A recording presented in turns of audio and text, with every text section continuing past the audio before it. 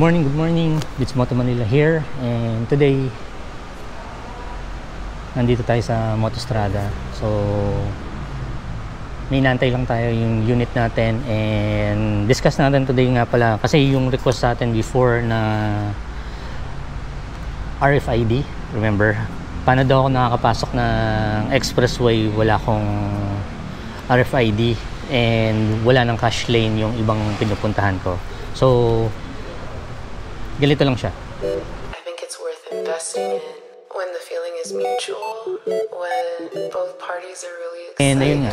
So may nagtanong sa atin na friend ko na paano daw ako nakakapag expressway ng walang RFID. Actually, meron akong RFID.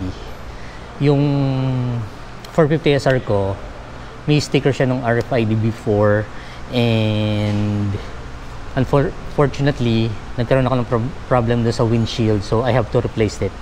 So yung sticker ko nasa old windshield na, hindi ko na siya magamit dahil pag tatanggalin siya, it's either masisira yung sticker mismo or yung dikit niya hindi na didikit doon sa bago. So hindi na ako nakapag palit ng RFID. So ito yung ginagamit ko, guys.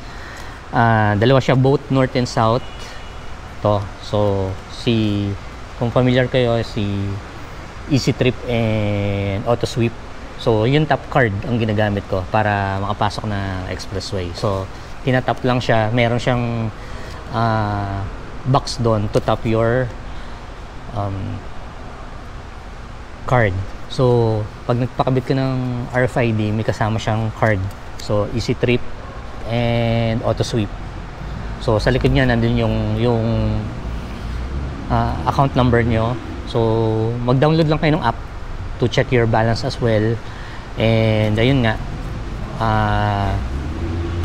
tatap mo lang siya kung nasira yung RFID sticker nyo. So experience na kasi namin, yung sister ko nagpa-car wash, natuklap yung RFID sticker niya.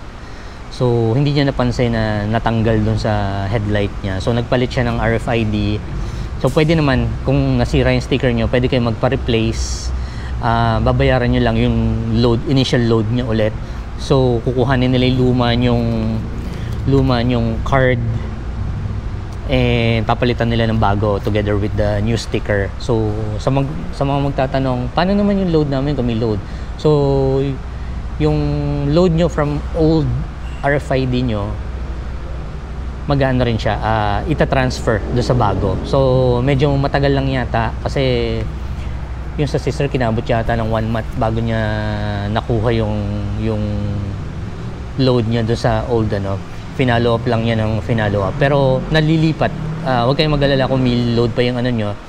Kaso nga lang, hindi agad-agad yung pag-transfer ng load nyo do sa bago nyong RFID. So makikredit naman siya basta ma-request nyo na i-replace yung card nyo. Otherwise, kung ayaw nyo magpa-replace, you have to use these cards. So north and south, so kailangan nyo. So ganun lang. Mamaya yung video natin how to use it and kung saan ba makikita yung box na yon. So pakita natin mamaya.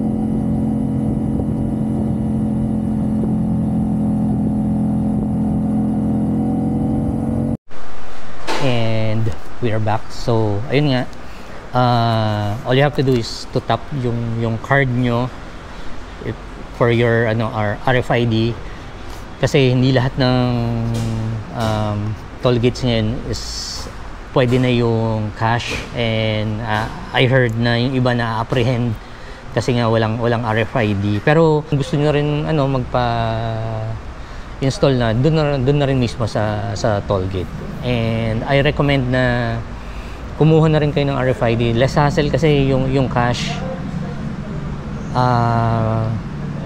yung magpe-prepare ka pa ng cash, unlike yung RFID na loaded na, lalo na kung may sticker kayo, wala nang problema. Yung issue na hindi kagad bumubukas or hindi nababasa, minimal na issue na lang yan. And na-experience din yan ng ibang countries na gumagamit ng RFID. So huwag kayong mag-alala doon, maliit na bagay yon.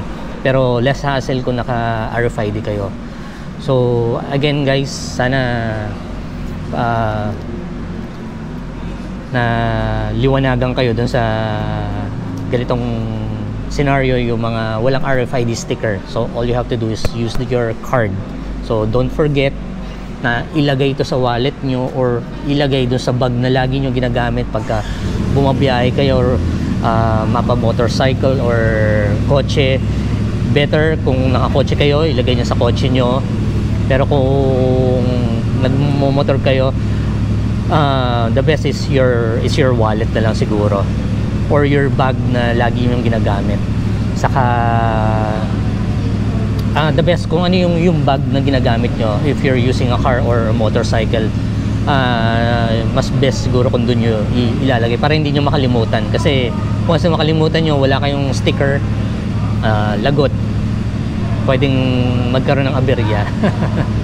So sa mga nanonood ng videos na yon, lalo na ikaw, maraming salamat sa iyo. Kung hindi pa kayo nakasubscribe, pa-subscribe na lang dito sa ating channel, sa ating YouTube.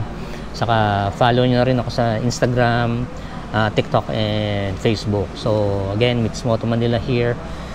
Always ride safe, be safe, and ride safe. So hanggang dito na lang tayo guys. Maraming salamat sa inyo.